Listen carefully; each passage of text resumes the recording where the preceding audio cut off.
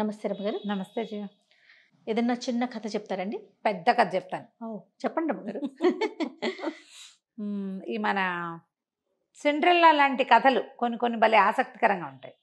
Cinderella ఒక ప్రత్యేకమైన కథ కదా. అవునవును. కొంచెం అటు ఇటుగా ఉన్న ఒక కథ చెప్పుకుందాం. పూర్వం అట ఈ బాగ్దాదు నగరపు కథలు ఇవి బాగున్నాయి, అరేబియన్ స్టోరీస్. Okay okay. కానీ పిల్లలు మీకు మగ పిల్లలు కదా రమ్మగారు, వినరేమో బహుశా. ఆడపిల్లలు ఉంటే ఎంతసేపు సిండ్రిల్లా స్టోరీలేనండి. క్యారెక్టర్లు వీళ్ళు ఒకళ్ళు సిండ్రిల్లా, ఒకళ్ళు స్టెప్ మదరు, ఒకళ్ళు మామూలు మదరు. భలే ఉంటాయి రమ్మగారు. మా అబ్బాయిలు కాగోలేదు, మగపిల్లలు కదా. ఆంజనేయుడు, అర్జునుడు, విక్రమార్కుడు అవి అలాంటివి నేను రోజు ఇంట్లో వింటా ఉంటాను. హాలిడే అయితే చాలు సిండ్రిల్లాలు క్యారెక్టర్లు. వీళ్ళకి ఎవరి మీద అయితే కోపం ఉంటుందో దాన్ని స్టెప్ మదర్ కూతురు కింద పెట్టేస్తున్నారు. ఎంత ఫన్నీగా అనిపిస్తుంది రమ్మగారు. వాళ్ళు ఆడుకునేటప్పుడు వినాలి. మా వాళ్ళంతా మేము హనుమాన్ క్యారెక్టర్లు అవి చేసేవాళ్ళం. సూపర్ మ్యాన్, స్పైడర్ మ్యాన్, ఈ క్యారెక్టర్లు విన్నారు. పాత కథలు మావి ఎప్పటిపో కదా, అదే అదే పెద్దవాళ్ళు అయిపోయారు. అమ్మాయిలు ఉంటే ఆ సరదా వేరు చేయ కదా. అవునండి. మనవరాళ్ళు వస్తారో రారు, మాకు వచ్చేస్తారు, ఖచ్చితంగా వస్తారు రమ్మగారు. చూడాలి, అప్పటికి ఈ ఓపిక ఉండద్దు. అది అది అది చూసుకోవాలి. సిండ్రిల్లా లాంటి కథ. ముసలివాడి భార్య కథ పేరే అది. పూర్వం అంటే ఈ బాగ్దాద్ నగరంలో ఒక కట్టెలు కొట్టుకునేవాడి కుటుంబం ఒకటి ఉండేది. అతను కట్టెలు కొట్టి తెచ్చి ఆ కట్టెలు అమ్ముకుని బతికేవాళ్ళు.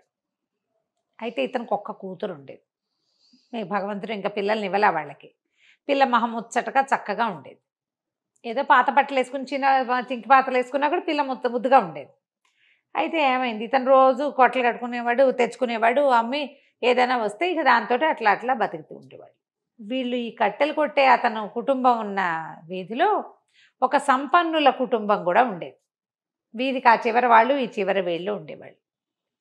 ఆవిడ దర్గాకో ఎక్కడికో దండం పెట్టుకోవడానికి వెళ్తూ దారేపోతూ ఈ పిల్లని చూసేది. ఓ రోజు ఆవిడ కొడుక్కి పెళ్లి చేద్దాం అనుకుంది. ఆవిడకో కొడుకున్నాడు. పెళ్లి చేద్దాం అనుకుని ఆవిడ తలుచుకున్న రోజున ఈ పిల్ల కొంచెం ఏదో ఒక మంచి బట్ట కట్టుకుని పువ్వులు కడుతూ వాకిట్లో కనపడింది. కనపడేసరికి ఈవిడ ముచ్చట పట్టలేకపోయింది. పిల్ల ఎంత ముద్దుగా ఉంది, ఇటువంటి పిల్లని కదా చేసుకోవాలి కోడలుగా. ఓహో, అంతకుముందు బాగుంది అనుకునేది, ఇప్పుడు కోడలు ఆలోచన వచ్చేసరికల్లా కనపడిన పిల్ల మీద మనసు అయిపోయింది. ఆవిడేం చేసింది, గబగబా వాళ్ళ ఇంటి వాకిట్లోకి వెళ్ళి, అమ్మాయి నిన్ను నా కొడుకు పెళ్లి చేసుకుందాం అనుకుంటున్నాను, ఇగో ప్రధానంగా నీకు ఉంగరం పెడుతున్నానని వేలుకున్న వజ్రపు ఉంగరం తీసి ఆ పిల్ల చేతికి పెట్టి, వాళ్ళ అమ్మ ఏదో గిన్నెలు తోకుంటుంది, తండ్రి అసలు లేనే లేడు. అక్కడి నుంచి ఈ పిల్లని నిర్ఘాంతపోయింది. మరి ఎవరో ఒకళ్ళు అలా ప్రధానాలు పెట్టడం ఆ కాలంలో అలా ఉండేది కాబోలు. ఆవిడ సంపన్న గృహస్థు కాదని లేకపోయింది. ఆవిడ వెళ్ళిపోయింది. వెళ్ళిపోయాక సాయంకాలం నాన్న వచ్చాక, మధ్యాహ్నం అమ్మ వచ్చాక చెప్పింది, ఇట్లా ఆవిడ ఉంగరం పెట్టి వెళ్ళింది అదని చెప్పింది. చెప్పేసరికల్లా సరే బాగానే ఉంది. ఈవిడ చుట్టుపక్కల అందరికీ మన సందు చివర కట్టెలు కొట్టే ఆయన ఉన్నాడు కదా, వాళ్ళ పిల్ల ముంతాజో ఏదో దాని పేరు, ఎంత బాగుందో దానికి ఉంగరం పెట్టి ప్రధానం పెట్టేశాను, మా పిల్లాడికి చేసుకుంటున్నాను అనేసరికల్లా ప్రతి వాళ్ళు ఏడ్చినట్టుంది.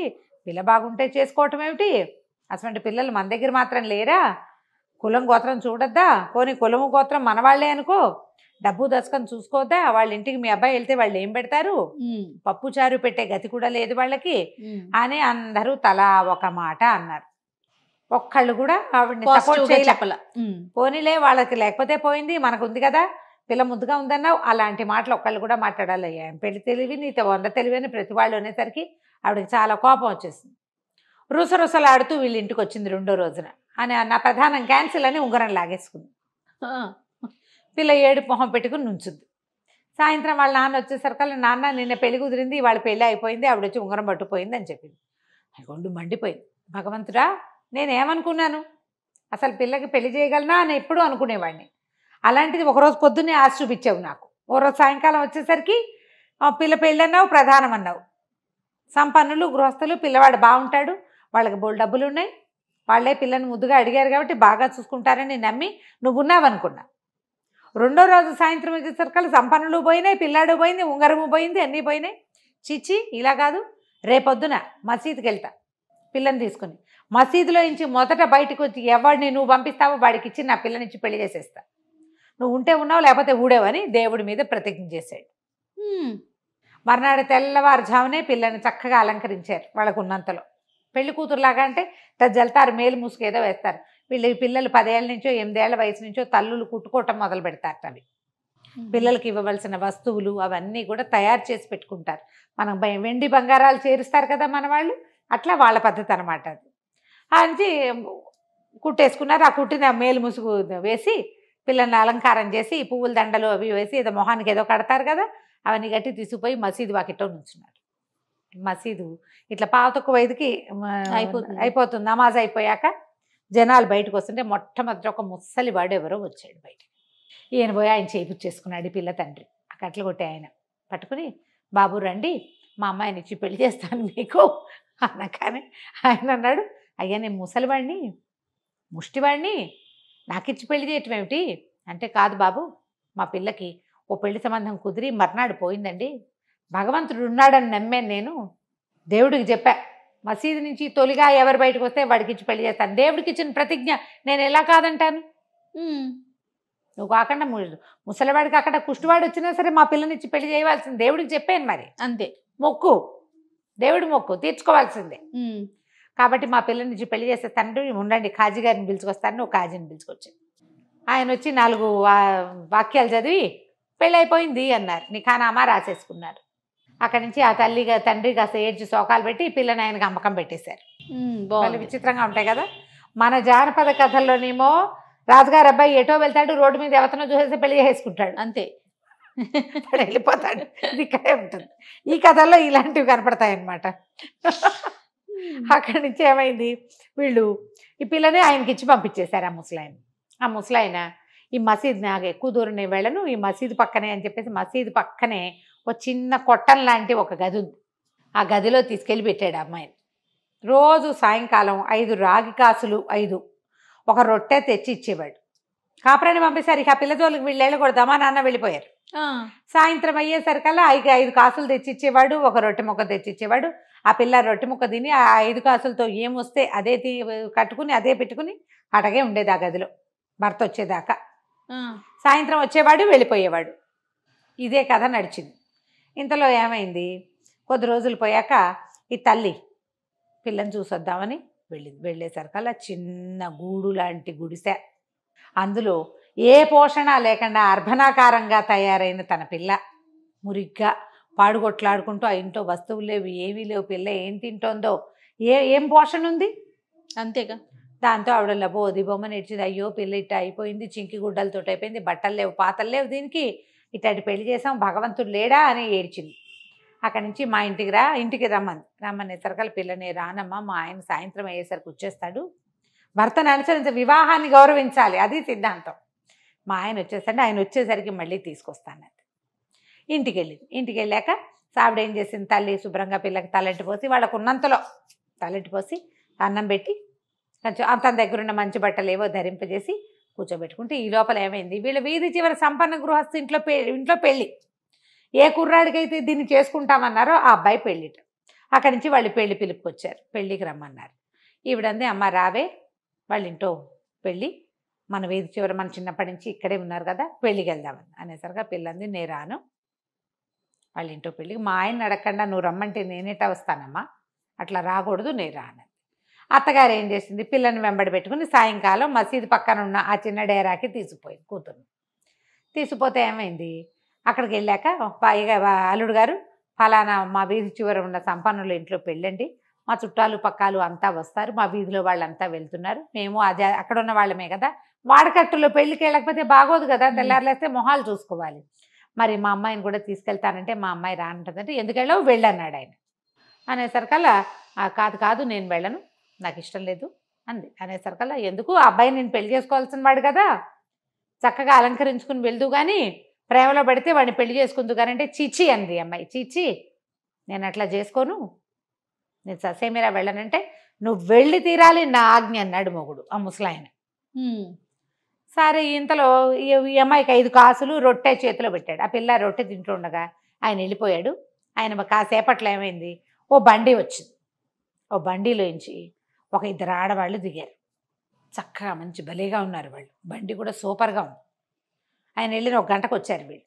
చీకటి పడుతోంది, అమ్మాయి రాత్రికి పెళ్ళే వెళ్ళాలి అంటోంది తల్లి, మీ ఆయన వెళ్ళమన్నాడు కదా అంటే అమ్మాయి పాత బట్టలతోటి వెళ్ళకపోతే ఏమైందమ్మా పెళ్ళికి అంటే, ఆ బండిలో వచ్చిన వాళ్ళు పెద్ద ఇంత పళ్ళెం ఇంత పెద్ద సంచి పుచ్చుకొచ్చారు.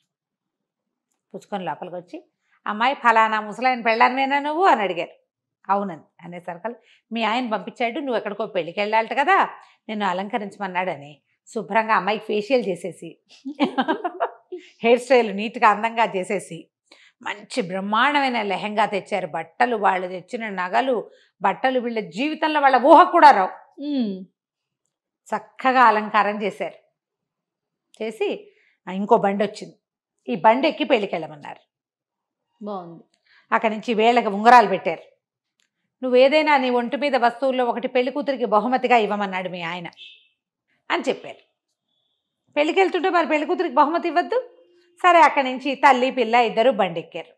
వెళ్ళమన్నాడు కదా భర్త, వెళ్ళారు. పెళ్ళికి వెళ్ళేసరికి పెళ్లిలో అందరూ నిర్ఘాంతపోయారు. ఇదేవరు, ఈ చందమామ ఇక్కడి నుంచి వచ్చింది, ఈ పిల్ల ఎవరు ఎవరు ఎవరు ఈవిడ మా కూతురే అంటుంది, ఇదేవిడు వీళ్ళ కూతురు ఇలా ఇలా అయిపోయింది అని ఆశ్చర్యపోతున్నారు. అక్కడి నుంచి ఇంకా నిఖానామా చదవాలి, ఇంకా సమయం ఉంది కాస్త. పెళ్లి కూతుర్ని పెళ్లి కొడుకుని పక్క పక్కన నుంచోబెట్టారు. ఈ పిల్ల ఏం చేసింది, చేతికున్న ఉంగరం తీసి ఆ పెళ్లి కూతురికి తొడగబోయింది. తొడగబోయేసరికల్లా ఆ పెళ్లి కొడుకు దీన్ని చూసేసరికల్లా నిర్ఘాంతపడి అమ్మాయి కేసి చూడడం మొదలుపెట్టాడు. ఇవి పెళ్లి కూతురు ఉంగరం పెట్టించుకుంది. ఉంగరం పెట్టించుకున్నాక బాగుంది కదా అని ఇటు తిరిగేసరికల్లా పెళ్లి కొడుకు తరకేసి చుట్టాల ఆ ఉంగరం పెట్టిన అమ్మాయి కేసి చూస్తున్నాడు. చూసింది పిలిచినా పలకటల్లా వాడు అట్లా నోరు తెచ్చుకొని మైమర్చిపోయినాడు. దాంతో ఈ అమ్మాయి ఏం చేసిందో చేతుకున్న ఉంగరం తీసి విసిరుకొట్టి నాన్న అమ్మ అని కేకేసి, వీడు వచ్చిన దాని ఎవత్వం ఇంకో చూస్తున్నాడు, ఈ పెళ్లి నేను చేసుకోను, నేను వెళ్ళిపోతాను అనేసి ఆరవడం మొదలుపెట్టింది. అరిచినా వీడు ఇంకా పెద్దగా స్పృహలోకి రాలా, విరిపిస్తున్నాయి అరుపులు. అమ్మాయి కేసే చూస్తున్నాడు. ఇంతలో ఏమైంది, పిల్లంది, అమ్మాయి ఏమిటో ఇక్కడ గలాభాగా ఉంది, పదమ్మ మనం వెళ్ళిపోదాము, ఈ నగలు నాణ్యాలు వాళ్ళకి ఇచ్చేసేయాలి అని చెప్పి ఆ బండిలో తల్లి పిల్ల ఇద్దరు దాని ఒరిజినల్ గుడిసిందిగా అక్కడికి వచ్చేసారు. ఈ అమ్మాయి ఏం చేసింది, నగలు నాణ్యాలు అన్నీ తీసేసి ఆ వస్తువులన్నీ మూటగట్టి ఆ బండిలో పెట్టి, అబ్బాయి ఎవరిని దగ్గర నుంచి ఇవన్నీ తెచ్చావో వాళ్ళకి ఇచ్చేసేయమని చెప్పి పంపించేసి, అక్కడేమో ఆ సంపన్న గృహస్థింట్లో పెళ్ళి అయిపోయింది. ఆ పిల్ల వెళ్ళిపోయింది కదా, మాటల మీరగా చుట్టుపక్కల వాళ్ళు అన్నారు, ఏమిందమ్మా అంత గోల్ చేస్తావు, ఆ పిల్ల వీడికి తప్పిపోయిన పెళ్ళాము, ఆ ధ్యాస కొద్దీ ఓసారి చూశాడేమో, చూస్తే ఏమైంది అని పొట్టాడారు. చుట్టుపక్కల వాళ్ళు అందరూ కలగ చేసుకుని మాట్లాడతారు కదా, పెళ్లి చేయాలని. దాంతో వీడికి ఏమిటి, ఈఎంఐ అయినా మా అమ్మ నాకు తప్పించిన పెళ్లి కూతురు, అయితే నాకు అదే కావాలి, ఈ పోడు మొహద్దు నాకు వద్దన్నాడు. ఇలా అనేసరికల్లా ఆ పిల్ల తండ్రి వాడెందుకు ఒప్పుకుంటాడు, వాళ్ళకి తిక్కరయ్యింది. వాళ్ళకి మేము చచ్చినా మా పిల్లని వీడికిచ్చి పెళ్లి చేయము, మేము ఇచ్చినవన్నీ మాకు ఇచ్చేసేయండి అని చెప్పి వాళ్ళు తెచ్చిన స్వీట్లు హాట్లు తట్టా పుట్టా బంగారం గింగారాన్ని మూట కట్టుకుని పట్టుకుని వెళ్ళిపోయారు. పెళ్ళి అయిపోయింది. ఈ పిల్లాడేమో అసలు ఆ పిల్ల ఎక్కడుంది, ఇది రావటం ఏంటి, ఇంత అందగత్తెని నాకు ఇట్లా చెడగొట్టేసావా అమ్మ అని అమ్మ మీద పడి ఏడ్చిపోట్టాడు. వాళ్ళ అమ్మ ఏమంది, సరే నేనేం చేయనురా నాయన, వాళ్ళు ఎవరికో బిచ్చగాడికి ఇచ్చి పెళ్లి చేసుకున్నారట, కావాలంటే ఆ పెళ్లి విడిపించి నువ్వు తెచ్చుకో, నేను పిల్ల అందంగా ఉందంటే వీళ్ళంతా కులం గోత్రం డబ్బు దశకమని అందరూ కలిసి చెడగొట్టారు, ఇప్పుడు అది నగలేసుకుని తయారయ్యేసరికల్లా అది అందగత్త అంటున్నారు, కావాలంటే తెచ్చుకోమంది. సరే ఇతను అమ్మాయి ఎక్కడుందా అని వెతకడం మొదలుపెట్టాడు. వెతికి చివరికి ఈ మసీదు పక్కన ఉన్న చిన్న గుడిసెలో ఉంటుందని తెలిసింది. అక్కడికి వచ్చేసాడు. వచ్చేసరికల్లా పదే అడగటం మొదలుపెట్టాడు, నన్ను పెళ్లి చేసుకుంటే అమ్మాయి తెగ తిట్టిపోతుంది, నేను పెళ్లి చేసుకోవటం ఏమిటి, నువ్వు ఎవరితోనో చేసుకో, నాకు పెళ్ళి అయిపోయింది, పెళ్ళి అయిపోతే ముష్టివాడితో ముసలివాడితో ఎలా ఉంటావంటాడు. ఎలాగోలాగా ఉంటారు, ఎలా ఉన్నా సరే మా నాన్న దేవుడు ఆజ్ఞ మీద నాకు ఒక పెళ్లి చేశాడు, నేను దేవుడు ఆజ్ఞని గౌరవిస్తా, మా నాన్న ఆజ్ఞని గౌరవిస్తా, పెళ్ళిని గౌరవిస్తా, ముసలిగా ఉన్నా ఇంకోలా ఉన్నా నాకు నా మొగుడే కావాలి, నువ్వు నాకు పనికిరాదు. వాడేమో ఒప్పుకోవాలి, ఇలా నువ్వు ఒక ముసలివాడి దీంట్లో ప్రాపకంలో ఉండటానికి వీల్లేదు. ముసలివాడు వచ్చాడు, ఇంతలో భర్త వచ్చాడు. వచ్చేసరికల్లా భర్త అన్నాడు, నువ్వు పెళ్లి చేసుకో, నేను నీకు ఆజ్ఞిస్తా అంటే, నువ్వు కాదు, అల్లా ఆజ్ఞిస్తే తప్పిస్తే నేను చేయను, అల్లా ఆజ్ఞించిన చచ్చిపోతాను కానీ వీడిని పెళ్లి చేసుకోను నేను, భగవంతుడు ఇచ్చిన ఆజ్ఞ పెళ్ళి, దీన్ని మేరును నేను, నువ్వు చెప్పినా సరే, అయితే సుల్తాన్ మాట వింటావా అన్నాడు. సుల్తాన్ దగ్గరికి తీసిపోయి ఇవ్వండి అని చెప్పేసరికల్లా వీడేమన్నాడు, ఇలాగ ఒక చెల్లని పెళ్ళి ఒక రోజుకు ఒకసారి మొహం చూపించే మొగుడుతో ఎలా ఉంటుంది, ఈ అమ్మాయిని నాకు ఇచ్చి చేయాల్సిందని సుల్తాన్కి ఒక ఉత్తరం రాశాడు. ఉత్తరం పెట్టారు సుల్తాన్ దగ్గరికి. పెడితే సుల్తాన్ వెళ్ళని ఈ కేసు చూస్తాను రమ్మన్నాడు. రమ్మనేసరికల్లా ఇద్దరు వెళ్ళారు. వీడేమో ఈ అమ్మాయి నాకు ప్రధానమైన అమ్మాయి, వాళ్ళ నాన్న ఎవరికో ఇచ్చి పెళ్లి చేశాడు, ఇప్పుడు నాకు ప్రధానం చేసిన పిల్ల నాకే కావాలి అని వీడు. మా నాన్న అల్లా ఆజ్ఞ చొప్పున ఒకళ్ళకి నన్ను ఇచ్చి పెళ్లి చేశాడు. భగవంతుడి ఆజ్ఞ, నేను అది మీరను. నీ భర్తను నువ్వు గుర్తుపడతావా అని ప్రశ్నించారు. గుర్తుపడతానన్నాడు. గుర్తుపడతానంది. సరే అయితే అమ్మాయి జనానాలో ఉంటుంది కదా, గుర్తుపడతావేమో, బయటకు వచ్చి చూడు అని చెప్పాడు. చెప్పేసరికల్లా సుల్తాన్ గారు కుర్చీ దిగి కిందకు వచ్చాడు. ఈ అమ్మాయి నిర్ఘాంతమైంది, ఇతనే నా భర్త అని చెప్పింది. అతనికి ఇక్కడ ఒక కత్తిఘాటు ఉంది, ఆ ముసలాయనకి. ఇది సుల్తాన్ కూడా సేమ్ డిట్టో అక్కడే చోట ఆ జీబురు గడ్డం మీద ఇక్కడ ఒక ఘాటు కనపడుతోంది అనమాట.